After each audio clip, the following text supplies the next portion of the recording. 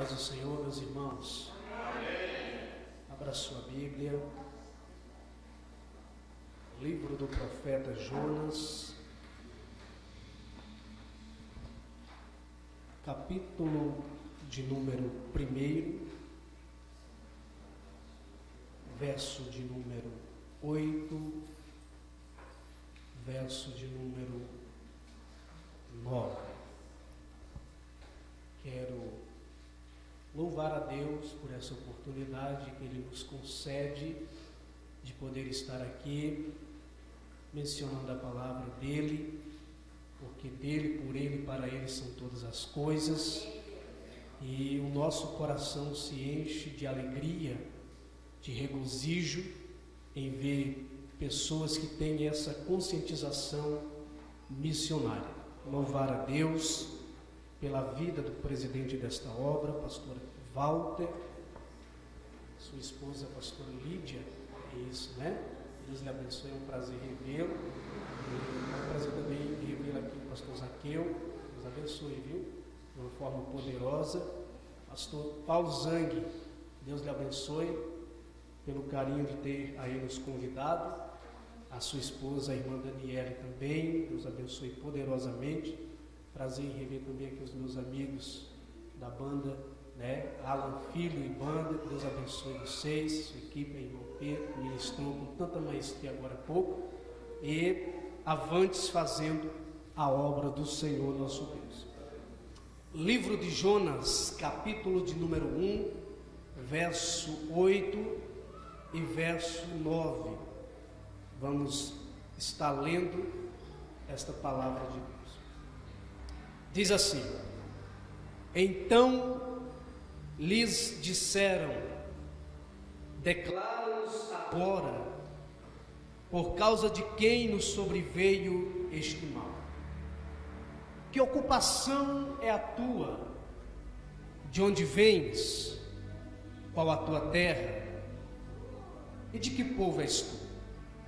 E ele lhe respondeu: eu sou hebreu, temo ao Senhor, o Deus do céu, que fez o mar e a terra. Tome o seu assento, por gentileza. Cantor André Salles, Deus lhe abençoe, sempre aí à medida do possível, atendendo às agendas juntamente com a gente. Você é um poeta de Deus, você continue assim, nessa humildade, nessa simplicidade, que Deus vai levar o seu nome, para que o nome dele seja glorificado. Amém? Queridos, acabamos de ler um texto sagrado. O cerne desse congresso missionário é missões.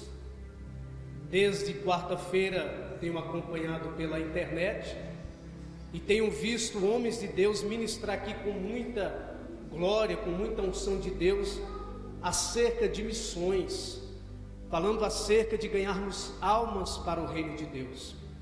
Logo, quando ouvia e recebi também o convite para estar aqui, veio ao meu coração a história desse personagem bíblico por nome de Jonas. Jonas, conhecido como o profeta fujão, o profeta que fugiu do comissionado do Senhor para com ele. É importante considerar algumas coisas no texto do capítulo 1, do capítulo 2, 3 até o capítulo 4. Quando você lê o livro, você percebe que nós estamos vendo um missionário em crise existencial, em crise de chamada. A primeira coisa importante a destacar do capítulo de número 1 é o pai de Jonas. Quando você lê o capítulo 1, o verso de número 1 vai dizer a palavra do Senhor, que veio a Jonas, filho de Amitai. Quem era Amitai? O pai de Jonas. O texto sagrado vai nos informar em 2 Reis, capítulo 14, verso de número 25, vai instalar a expressão dizendo Este é o ministério do servo Jonas, filho de Amitai, profeta do Senhor. Ora, então nós estamos vendo e estamos percebendo que Jonas tinha dentro da sua casa uma influência profética. Haja vista que, quando eu falo de profeta, os irmãos logo se recordam da escola de profetas. Entrou, é claro, mas em evidência quando o profeta Elias assumiu. Mas é sabedor dos irmãos que fora o profeta Samuel que começou, inaugurou essa escola de profetas. Eu não tenho dúvida que Amitai tenha estudado, se preparado na escola do profeta Samuel, e por que não dizer Jonas também tenha se preparado no ministério do profeta Elias, na escola do profeta Elias, ou por que não dizer do profeta Eliseu. Ora, Jonas se preparava por quê? Porque ele viu dentro da sua casa uma referência profética. Ele viu dentro da sua casa uma referência de pai. Ele viu dentro da sua casa uma referência de caráter. Ele viu dentro da sua casa uma referência de homem de Deus. Por isso, eu acredito que Jonas, este profeta, colocou no seu coração esse sonho de um dia ser profeta. Eu não tenho dúvidas que ele tenha se inspirado no profeta Elias, no profeta Eliseu, no reinado de Jeroboão II.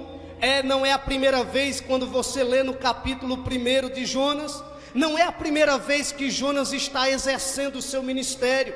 Eu acabei de citar para você, 2 Reis 14, 25, o ministério do servo Jonas. Jonas profetizou no tempo de Jeroboão II a prosperidade de Israel. Então, Jonas estava muito acostumado em ver o profeta Isaías, que era seu contemporâneo, em ver o profeta Oséias, que também era seu contemporâneo, profetizarem dentro das margens de Israel para as demais nações. Então Jonas também queria ser um profeta por Deus, e ele comissionou o chamado profético, até que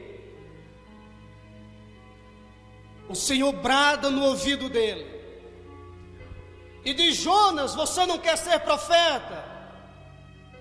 Pois é, Jonas, eu tenho uma mensagem emergente, urgente, porque chegou até mim o pecado de um povo tirano, prepotente, egoísta, e eu preciso de um profeta, e o profeta da vez vai ser você, Jonas. Quem sabe Jonas tenha pensado: manda, Jeová. Isaías já profetiza, eu também vou profetizar. Não, Jonas, você tem que atender para o significado do seu nome. O significado do nome Jonas é pombo. Deus precisava levar para Nínive uma mensagem urgente, e Deus precisava de um pombo correio para levar a mensagem. Quando eu falo de pombo ou de pomba, a sua mente analítica, quem sabe, lhe leva lá para o livro do Gênesis, capítulo 8, verso 8 e 9. Quando Noé queria saber o que estava se passando do lado de fora da arca, se as águas do dilúvio já tinham abaixado e se ele repousaria em segurança, o que é que Noé vai fazer? Ele vai pegar uma ave irracional, uma pomba, solta ela, comissiona essa pomba a obra missionária da época. E a designação era: eu preciso de notícias do lado de fora. E é interessante notar que essa pomba, esse animal irracional, voou, foi e voltou com uma resposta para Noé. Diferente desse pombo de Deus aqui, que de cara disse: não, eu não vou.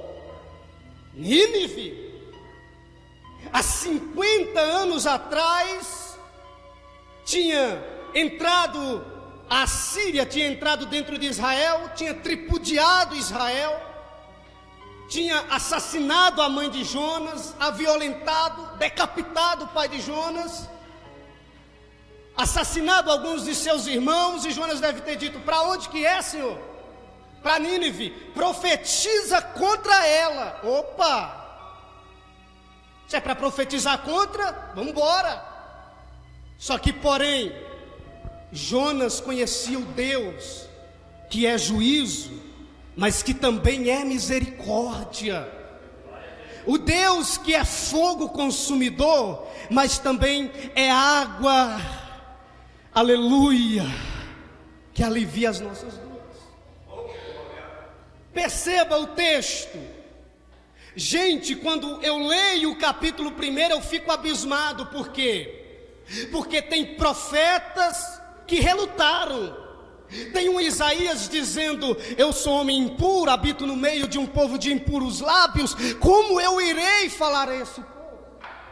Aí vem um serafim, purifica os lábios de Isaías, glória a Deus.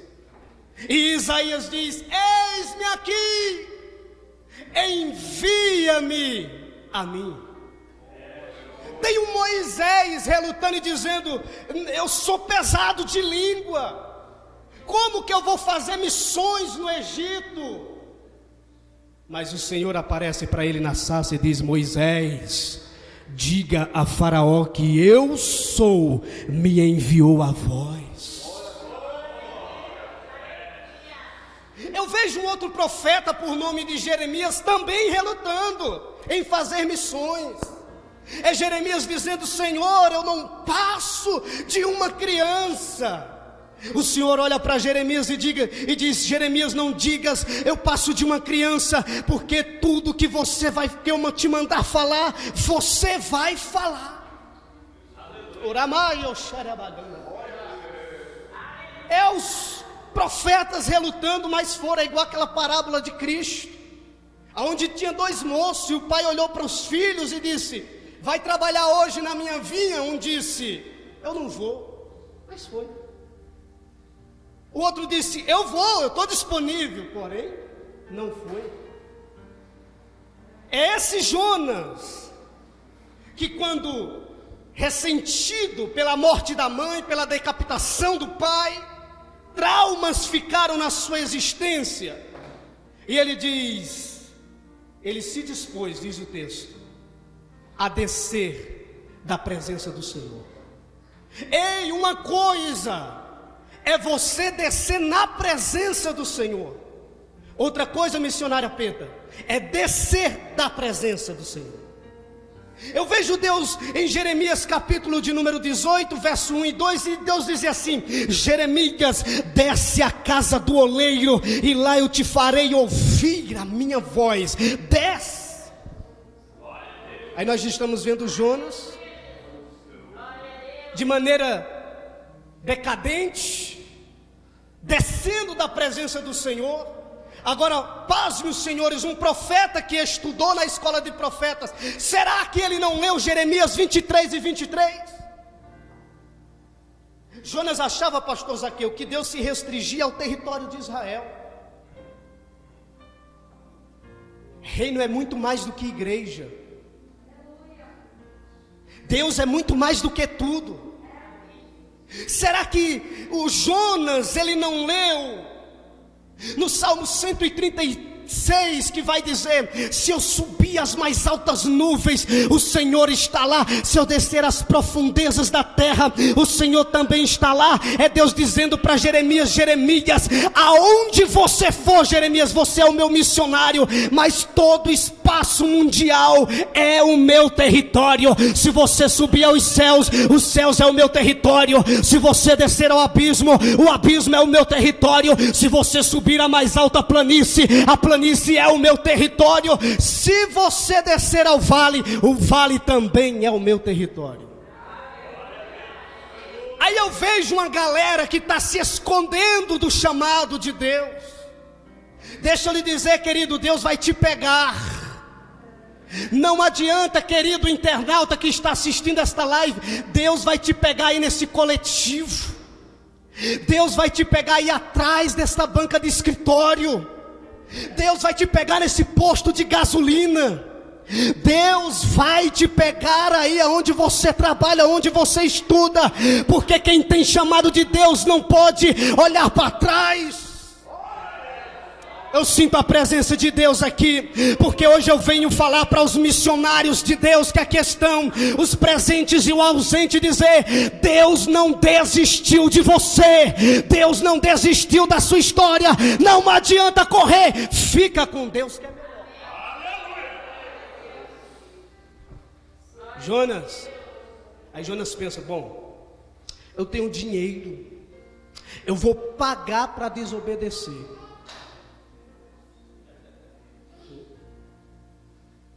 Quem sabe ele liga para a moça, vamos contextualizar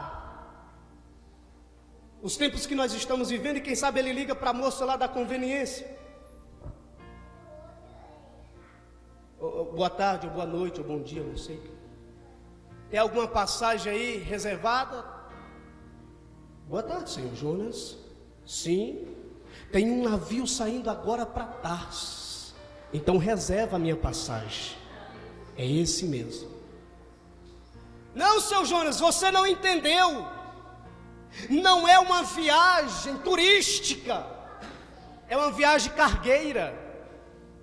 Não tem problema, porque está no porto, aonde tem muitos barcos para ir para Tarsis, é fácil. Quero ver achar barco para ir para Nínive.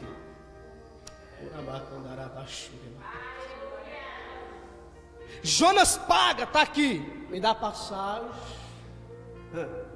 As perguntas que nós lemos no capítulo 1 e verso 8 deveriam ser feitas na entrada de Jonas.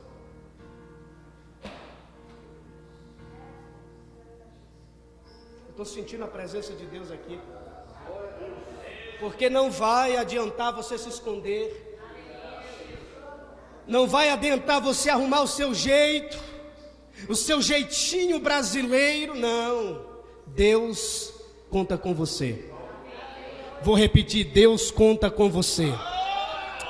Eu me recordo no dia que Deus desceu dentro do templo, aonde Samuel estava dormindo ainda quando criança, e ele ouviu a voz do Eterno dizendo: Samuel, Samuel. E Samuel ia até Eli, você conhece a história, ele ia, voltava, ia e voltava, ia e voltava, até que o Eli percebeu que era Deus o chamando para a obra missionária dentro de Israel. E o Eli olhou para ele e disse assim: rapaz, hoje eu já sou um missionário antigo, deixa eu dizer algo para você, eu conheço essa voz é uma voz de chamada missionária. Quando essa voz te chamar de novo, sabe o que é que você faz? Diga: fala, Senhor, porque o teu servo ouve. Quando Samuel fala isso, vem a voz de Deus ecoando dentro do templo e diz: Samuel, eu vou fazer uma coisa em Israel que vai tinir ambos os ouvidos.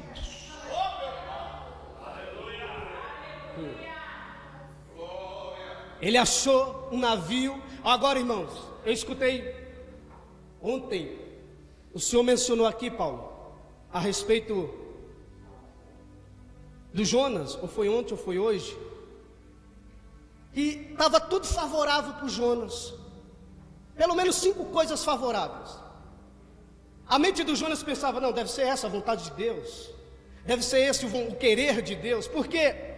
Porque Jonas tinha um navio para Tarsis, tinha dinheiro no bolso, tinha uma passagem comprada, tinha um porão e uma cama para dormir, e ele tinha um sono. Mas nem tudo que está dando certo quer dizer que Deus está no negócio. Não é porque você está entrando nesse relacionamento achando que dá certo, que Deus está nesse negócio. Não é porque você está fechando um negócio quente e você diz assim, está dando tudo certo, que Deus está nesse negócio. Deus está dizendo, tome cuidado, eu vou dar para você revelação, eu vou dar para você discernimento, porque nem tudo que está dando certo, Deus está no negócio. Aí o Jonas pensa, bom, o barco é grande, eu vou me esconder. O significado do nome Jonas é pombo, diga. Mais alto. Nós estamos vendo o pombo correio de Deus, trocando os céus azuis para bater asas, para ir para onde? Para uma estrutura de madeira, entrando dentro de uma gaiola, trocando o espaço, o horizonte que Deus lhe deu de liberdade, por uma gaiola. Sabe o que é que eu vejo aqui? Lembra quando você era criança, que você ia caçar lá no meio do mato? Aí você se recorda quando você colocava aquela arapuca, colocava o alpiste, aí o passarinho vinha, ele ficava observando, olhava. Alguns desapercebidos entravam na arapuca e era surpreendido com uma trava, e a sua liberdade já era. Ao contrário de outros, mais espertos, qualquer movimento via o alpiste, aleluia, via a armadilha e dizia, não, isso não é para mim. Batia asas e voava. Deus está falando com gente aqui. Talvez você está entrando nessa arapuca, nessa armadilha, porque você quer. Você está vendo o alpiste, era Jonas, vendo um lugar para descansar e para se esconder. Entra dentro da gaiola, trocou a liberdade para bater asas dentro de uma gaiola. Deus está dizendo, antes de entrar nesse relacionamento, antes de entrar neste negócio, toma cuidado. Se eu fosse você, eu batia asas e voava.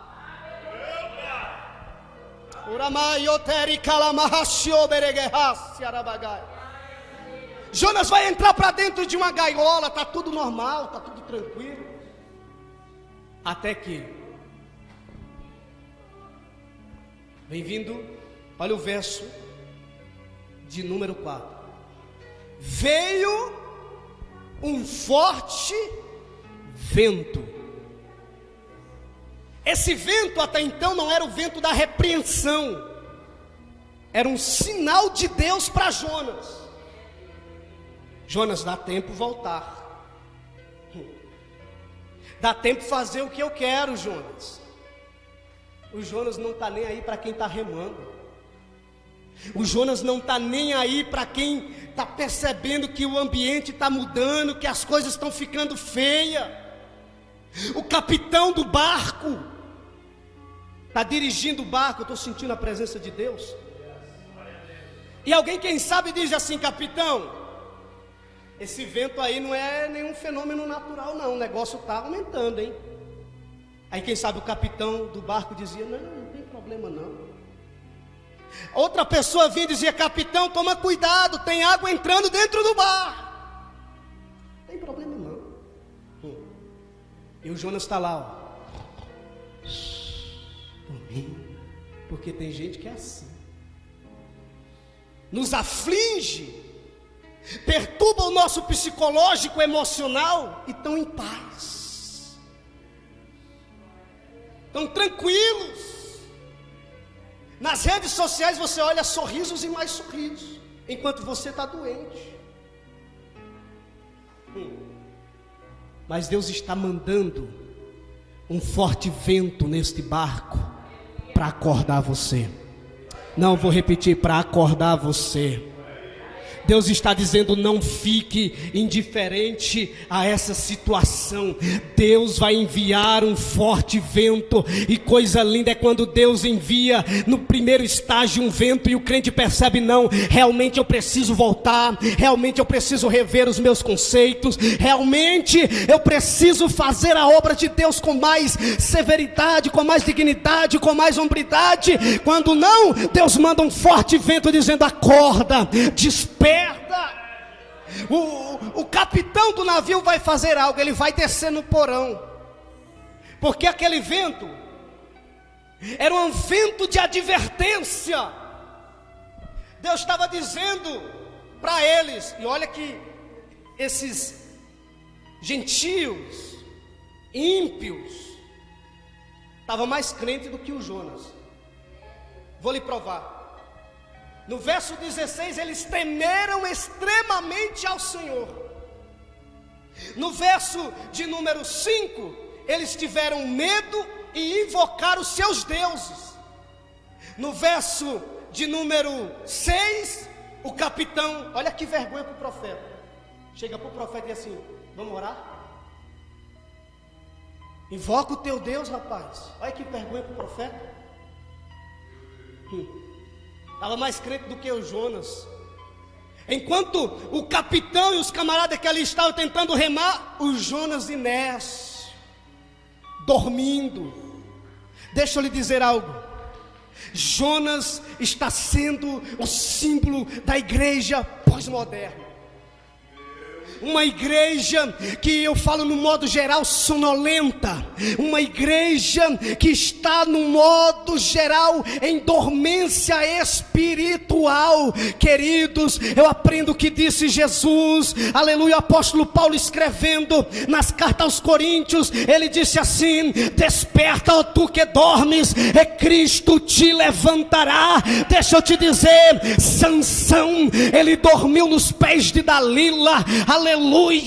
Muitos outros profetas como Elias dormiu debaixo de um zimbro por não querer fazer a obra de Deus e com medo da Jezabel. Mas os 120 ficaram acordados, e a Bíblia diz que no dia de Pentecostes foram todos cheios do Espírito Santo. Tem gente dizendo que Red Bull é que dá asa, é nada. Oração é que dá asa para o crente. Alerta espiritual. Eu estou sentindo Deus aqui. Eu sinto Deus. Eu estou sentindo a presença dele, porque o capitão desceu no navio hoje. O capitão vai pegar na tua arguilha, vai pegar e vai dizer: desperta e invoca o teu Deus. Agora ache Jonas orando no barco. Não orou. Porque assim, tem pregador que não ora. Ora para pregar e olhe lá. Tem cantor que não ora, cantora que não ora, e olhe lá, quando tem agenda. Aí quando as coisas apertam, como Jonas que estava lá no ventre do peixe, aí ele ora. Vai esperar as coisas apertar, ou vai esperar Deus te chacoalhar e dizer: levanta-te e resplandece, porque a glória do Senhor já vem brilhando sobre ti? Agora, veja as descidas de Jonas. Jonas, ele vai descer a Jope. Jonas, ele vai descer no navio. Jonas, ele vai descer no porão. Do porão ele vai descer às profundezas do mar. Das profundezas do mar ele vai descer até o ventre do peixe. Gente, que caminho horrível é esse? Que caminho horrível é esse? De decadência, de descer. É igual aquele homem de Lucas capítulo 10. Aleluia. Que descia de Jerusalém para onde?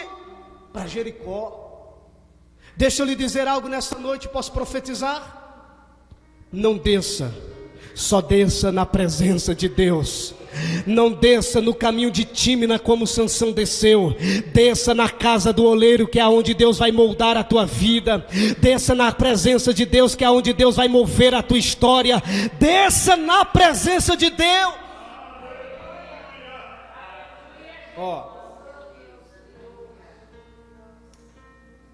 Jonas, por que você está aí agarrado ao sono? A igreja está assim. A igreja brasileira está assim, agarrado no sono. Estamos perdendo alguns valores. Eu vejo muitas outras instituições nesse período de frio, de geada, fazendo alguma coisa para quem está na rua. É ou não é? Mas geralmente você não vê a igreja abrindo as portas do templo para colocar alguém.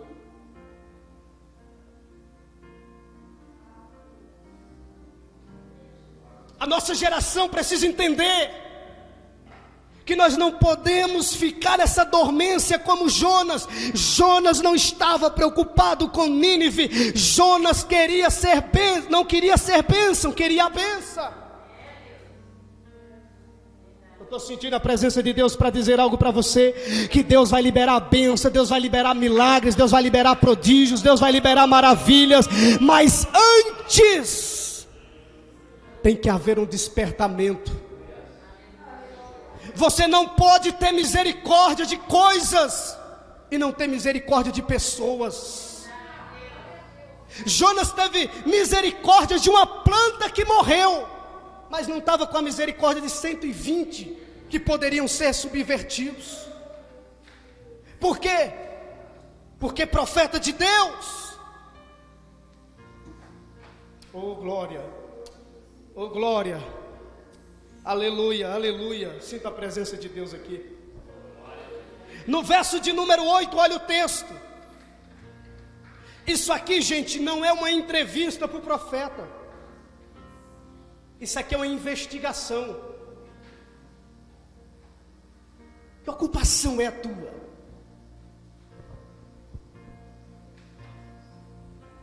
Qual é a sua ocupação no reino de Deus?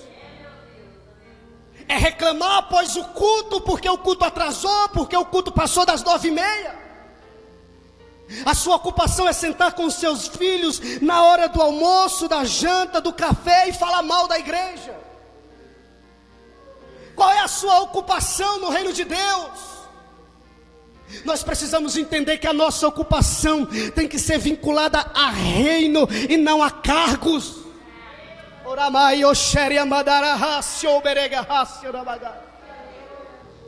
Que ocupação? Levante a sua mão direita para cima agora, porque eu não sei qual é a tua ocupação.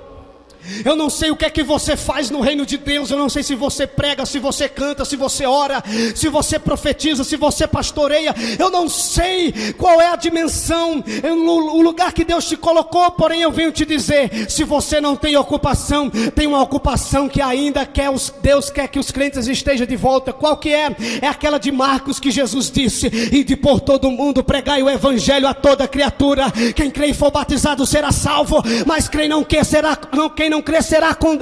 condenado. Todavia eu profetizo em nome de Jesus que Deus vai reacender a chama missionária nesta cidade, na região do oeste do Paraná. É a tua vida que Deus escolheu para dizer: a tua ocupação é ganhar almas, é evangelizar, é entregar folheto, é dizer ainda: Jesus te ama. Essa ainda é a ocupação da igreja. Evangelizar, discipular. Recentemente tivemos um evento enorme ali na cidade de Toledo. Mais de 100 pessoas aceitaram Jesus. Mas qual foi a ocupação dos crentes em discipular essas pessoas? Em batizá-las. Oh meu Deus.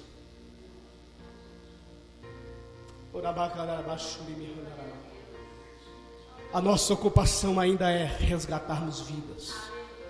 Perceba no texto aqui que Jonas, ele não vai dizer, missionária Petra, Alain, que ele é profeta. Ele não diz que ele é profeta.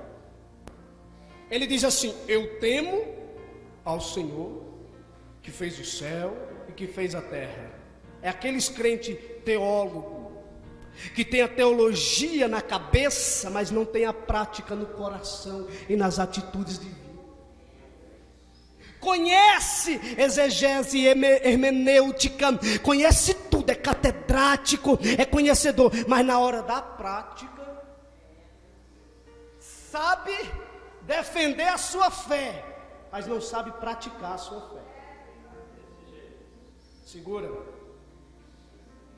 De onde vens? Aonde você congrega? Quem é o teu pastor? Estamos vivendo uma geração assim que ninguém sabe quem é o pastor dele, gente. É ou não é, pastor Zaqueu? Varão, você está vindo, vai pregar aqui, vou. Quem é teu pastor?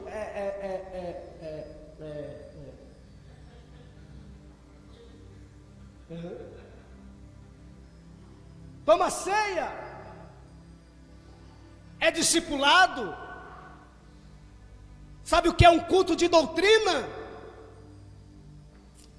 Não sabe nem de onde vem, nem para onde vai. Mas mão direita para frente. Eu vou profetizar em nome de Jesus, que aquele que é nascido de Deus tem o Espírito de Deus, e o vento do Espírito sopra aonde quer. Não sabemos de onde vem nem para onde vai, mas aquele que é nascido de Deus é guiado pelo Espírito de Deus. Só quem é guiado pelo Espírito de Deus, se prepare, porque vem a chama da presença de Deus sobre a tua vida, sobre a tua história, sobre a tua casa, sobre a tua família.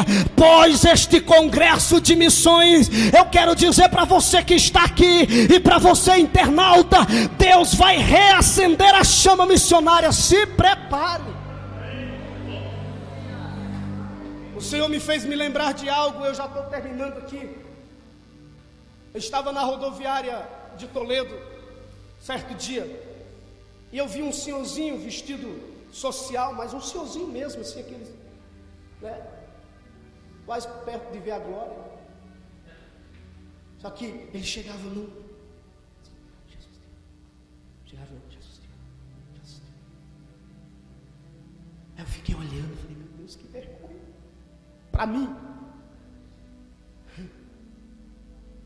Aí ele ficou do meu lado, ficou me olhando assim, doidinho para me dar um folheto. Acho que ele pensava que eu não era crente. Aí eu falei, moço, eu aceito um folheto. Aí ele sentou do outro lado da rodoviária. Eu fui até onde ele estava. Eu falei assim, o senhor é crente? Lógico, só para puxar a conversa. Ele falou, sim, eu sirvo a Jesus já faz 50 e poucos anos. E a lágrima escorreu do olho. Eu falei, por que o senhor entrega folheta assim? Por que não deixa os meninos novos fazer? Ah, eu amo fazer isso. Você não entendeu. Cada um tem o seu chamado, tem o seu objetivo. Deus quer levantar uma geração assim, que faça as coisas não por aplausos, mas por almas. De onde vens? E olha que ele congrega numa igreja grande lá, hein? Eu falei, mas o senhor é obreiro lá? Mas às vezes o pastor me chama, me dá uma palavra assim, mas eu sei fazer isso aqui. Falei, eu sou pregador, igual o Jonas. Temos Senhor. Sabe o que é que eu quero dizer? É que nós precisamos sermos profeta de Deus e termos referência de onde somos e quem somos. Precisamos ter identidade. Aí, antes de Jonas fazer missões em Nínive, Jonas está fazendo missão no barco. Os homens eram ímpios, adoravam outros deuses. Olha o verso de número 14. Eles ficaram crentes dentro do barco. Então clamaram ao Senhor e disseram: ah, Senhor Jeová, rogamos-te que não pereçamos por causa da vida deste homem, e não façais cair sobre nós este sangue. Quanto a nós, inocente, porque tu, Senhor, fizestes como te aprouve. Os camaradas ficaram crentes. Aí eles perguntam assim: o que é que a gente vai fazer? O Jonas assim: me jogue no mar. O Jonas foi a oferta deles naquele dia. Jogaram o Jonas no mar, cessou. Só que quando você lê no capítulo de número 3, verso 4, olha o texto: começou Jonas a percorrer a cidade caminho de um dia, e pregava e dizia: ainda 40 dias e Nínive será subvertida. Jonas tinha aquela missão de Nínive. Deus vai te levantar aqui, porque Deus tem um propósito na sua chamada. Deus tem um propósito na sua vida, na sua história. Oh, glória a Deus. Sabe por que Jonas vai ficar 3 dias e 3 noites no ventre de um peixe? Ele poderia muito bem chegar em Nínive como? Voando. Era o pombo de Deus. Poderia ter pegado um barco e chegado em polpa, né? Em Nínive. Como é que ele chega em Nínive?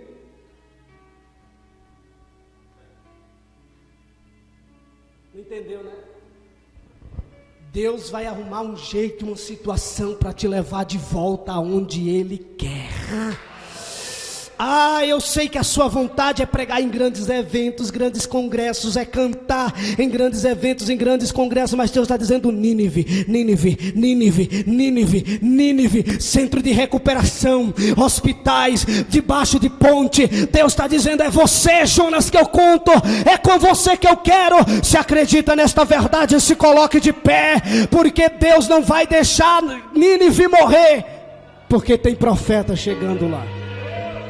O Deus da segunda chance está aqui nesta noite.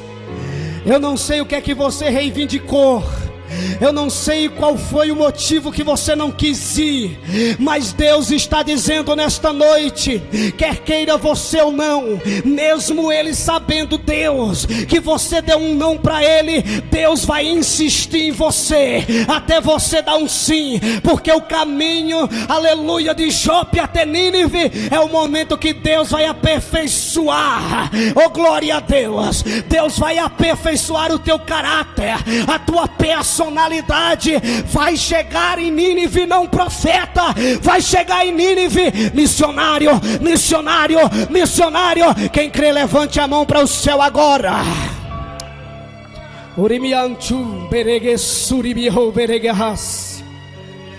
Senhor meu Deus e Pai, em nome do Senhor Jesus Cristo, a semelhança de Jonas, nós não queremos ser como Jonas. Nós queremos ser como o apóstolo Paulo de Atos 27. Embora Paulo estivesse preso, Paulo estava livre. Jonas era livre, mas estava preso. A Bíblia diz que ambos vieram, um forte vento sobre o barco. O de Jonas quase quebrou, o de Paulo quebrou, mas qual é a diferença?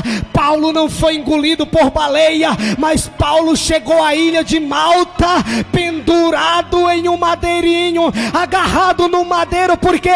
Porque quem tem chamada de Deus, não importa se é dentro da barriga do peixe ou se é segurado no madeiro, vai chegar, vai chegar, vai chegar, vai chegar. Quem crê, quem crê, quem crê, é você que Ele te quer nessa última hora, missionário, profeta de Deus.